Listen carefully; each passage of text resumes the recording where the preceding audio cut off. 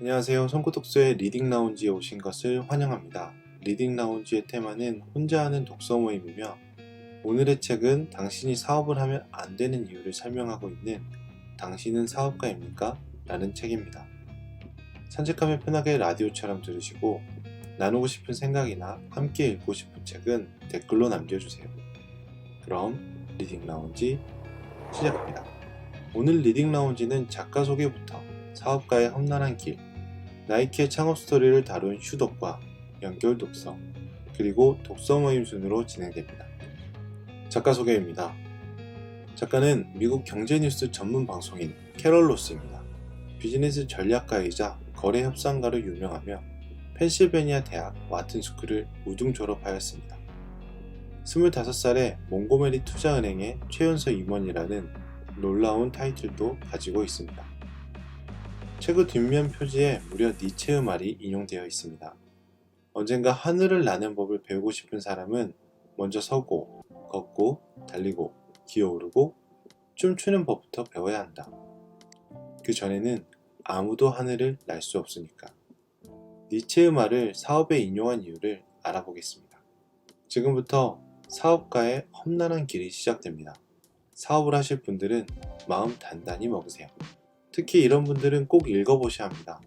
창업을 위해 퇴사를 고려 중이신 분, 특별한 기술을 가지고 나만의 일을 하고자 고민하는 분, 자녀를 양육하며 새로운 사업을 꿈꾸는 분, 마지막으로 취미를 사업으로 확장하려는 분이라면 시작 전에 이 책을 먼저 읽어야 합니다. 시작 전에 가벼운 질문부터 하겠습니다. 왜 사업가가 되고자 하나요? 보스가 되고 싶으신가요?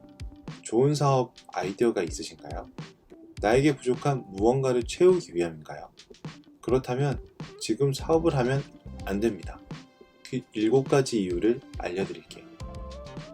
사업을 실패하는 첫 번째 이유는 검증을 하지 않기 때문입니다. 사업가가 되는 것이 나에게 좋은지, 내가 사업가가 되기에 적합한지에 대한 충분한 검증이 먼저입니다. 두 번째로 성공한 사람들의 아름다운 결과만을 듣고 착각 중일지도 모릅니다. 많은 성공 스토리에 고난의 대부분은 빠져 있습니다. 대신에 아름다운 이야기만 전해지죠. 책에서는 빌 게이츠가 예로 등장합니다. 빌 게이츠는 부유하고 영향력 많은 집안에서 태어난 금수저입니다. 운이 좋게도 고등학교 때부터 컴퓨터를 다룰 기회가 많았고 자라다 보니 부탁하는 사람들도 점점 많아졌습니다.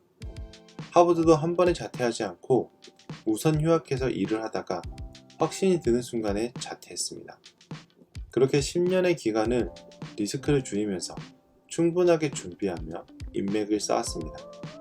하지만 우리에겐 일부만 알려져 있습니다. 세 번째 이유로 우리가 사업에 대해 가지고 있는 일반적인 착각들입니다.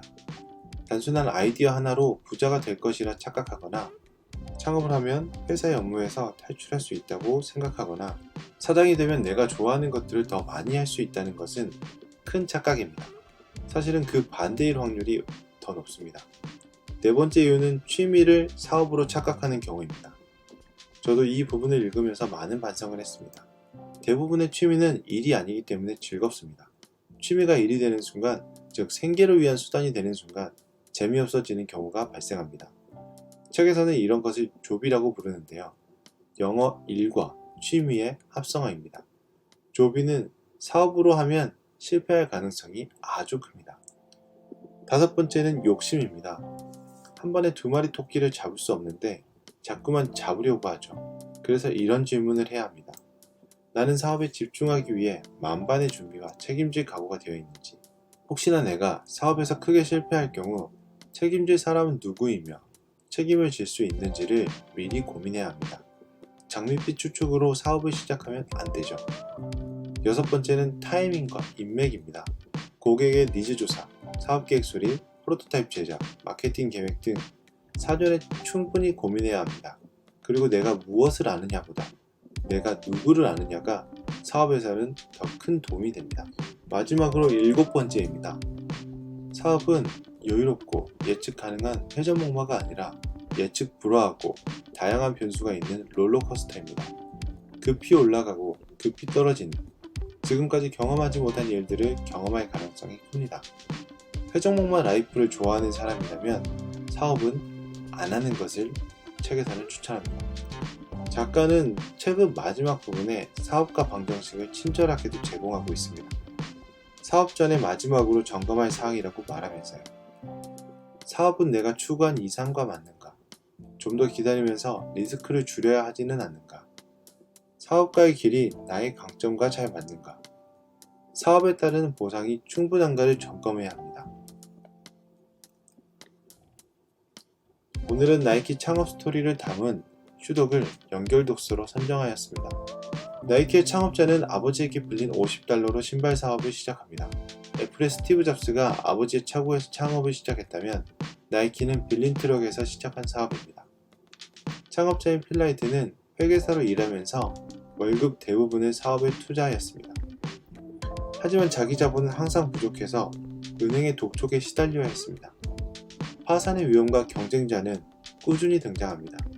블루리본 스포츠로 시작한 나이키는 계속해서 파산의 위험을 겪습니다. 창업자의 휴가는 물론 없습니다.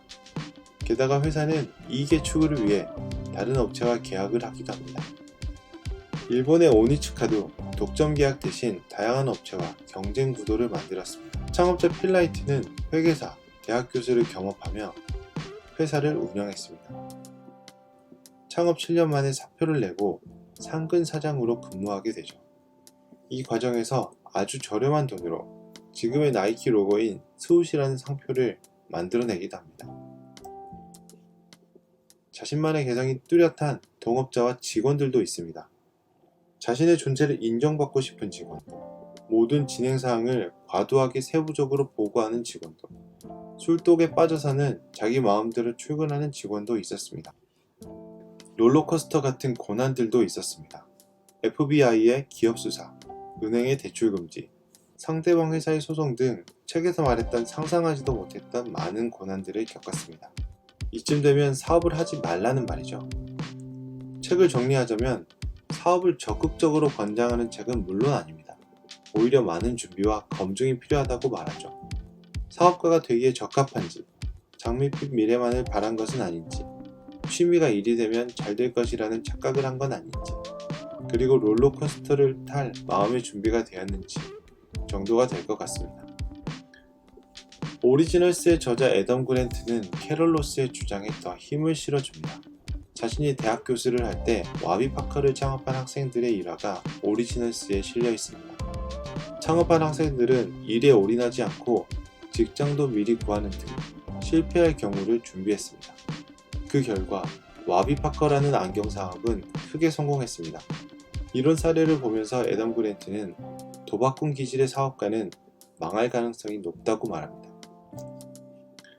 돈의 속성의 김승우 회장님은 그럼에도 불구하고 사업을 하는 것이 부자가 되는 방법이라고 말합니다. 대신에 너무 빨리 부자가 되면 안 된다고 말합니다. 40세도 빠르고 50세 전후가 적당하다고 말하시는 나이키의 창업자 필 라이트는 책에서 이렇게 말했습니다. 세상 사람들이 미쳤다고 말하더라도 신경 쓰지 말자. 멈추지 않고 계속 가자. 그곳에 도달할 때까지는 멈추는 것을 생각하지도 말자. 어떤 일이 닥치더라도 멈추지 말자. 어떠신가요? 당신은 사업가인가요? 그 어려운 선택은 항상 자신의 몫입니다. 선택을 했다면 필 라이트의 말처럼 소신을 가지고 나아가야 한다고 생각합니다. 다음 주는 일본 작가 가바사와 시온의 당신의 뇌는 최적화를 원한다를 가지고 독서 모임을 하겠습니다. 지금까지 송고독서의 리딩 라운지를 함께 해주셔서 감사합니다. 영상이 도움이 되었다면 구독과 좋아요 부탁드립니다. 감사합니다.